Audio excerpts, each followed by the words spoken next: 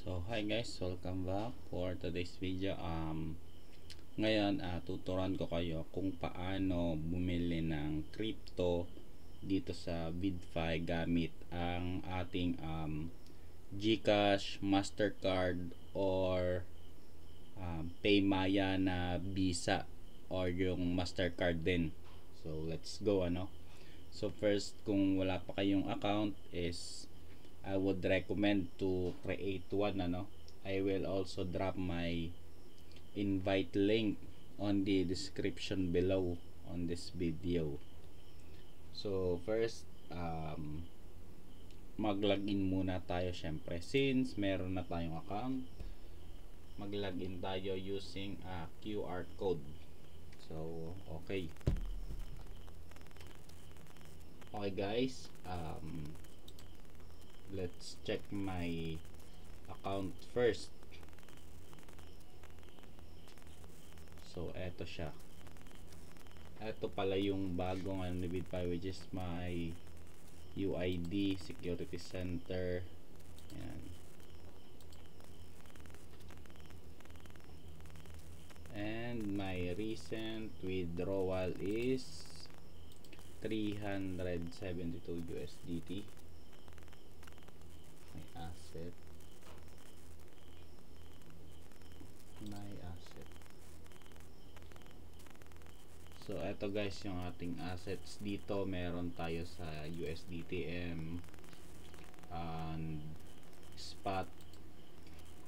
We hold some few tokens here, Arbitrum, Lever token, and XRP. So let's move to the main topic which is how to buy crypto using our GCash, Mastercard or Paymaya, Visa and Mastercard. Yung Maya card natin kasi dalawa sa Paymaya, which is yung kanilang Visa and yung Mastercard. So pag bibili tayo, syempre i-change lang natin yung USD to PHP. USD to PHP, ayan. And syempre merong silang minimum dito na 800 pesos, 3,900 and 567. Like for example, bibili tayo ng worth 100 USDT.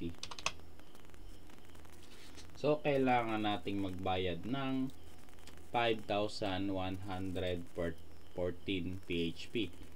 Hindi pa po kasama doon yung transaction fee So makikita naman natin. So click na natin yung buy now.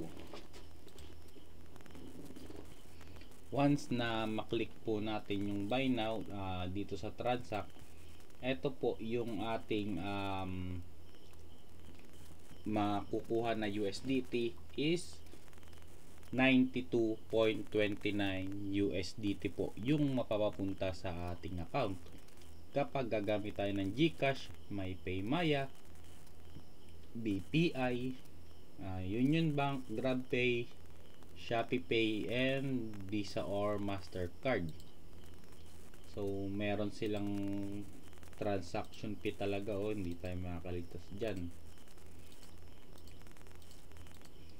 So for me, goods naman siya kung malaking amount, pero since $100 lang yung ating i-deposit, sa palagay ko hindi masyadong mataas. Okay for me kasi hindi naman tayo ganun kayaman Then kung sa palagay nyo, like for example 1,000 USDT so 57,000. So ang kanya pong total piece is 463 pa rin. So mas maganda siya kapag mas malaking amount ang ating bibilhin. So by the way, try naman natin si Coinify.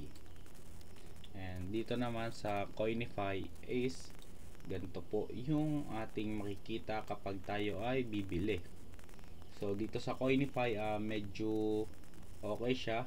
And try natin continue. Lagay lang natin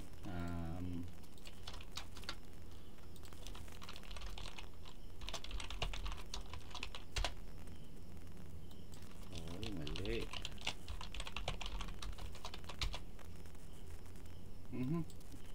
Ba't ganon?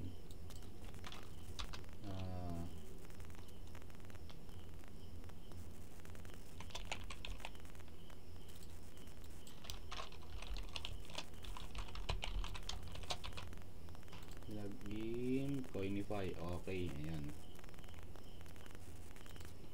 So pag dito naman sa Coinify ang ating ginamit is makaka-receive tayo ng 94.16 USDT, pero ang ating total na babayaran is 6,313. So like I said guys, merong mga transaction fee, parang gateway fee ang tawag ata dito, gateway fee sa bawat order na ating gagawin, ano, since wala pang P2P si BidFi, and kung ito lang yung alam nyong way to deposit, actually meron pa naman yung deposit from another exchange.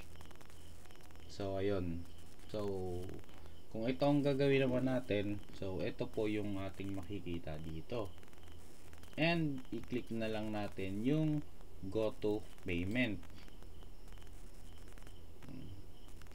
Dito kailangan lang natin na i-verify yung identity natin. ID lang to, tapos selfie, mabilis lang siya actually, and okay na, ganun lang siya kabilis. And click na natin yung continue. So mapapunta na po yung ating USDT sa ating spot balance ng ating BidFi account, and ganun lang po kasimple na bumili ng crypto dito kay BidFi gamit si Coinify. And try naman natin si Alchemy Pay.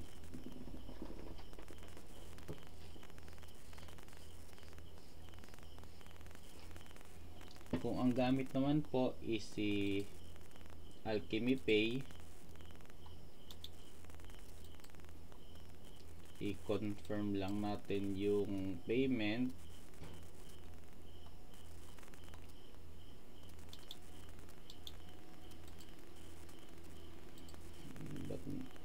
Ba't nagpe-payment failed to? Okay. So via InstaPay ito. Ulitin nga natin. Buy now.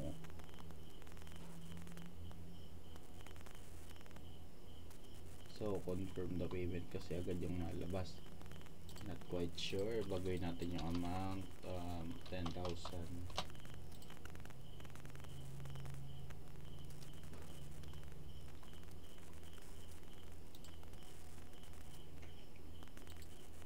So kung ang bibilhin po natin is 10,000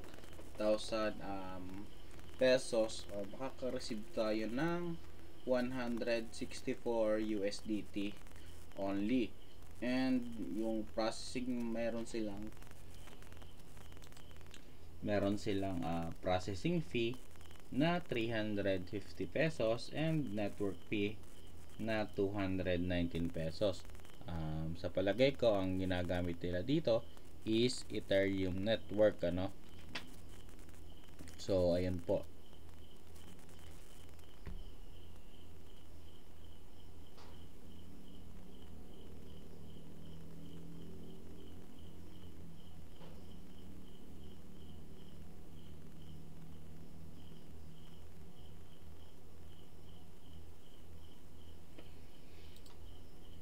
So mabalik tayo sa BidFi.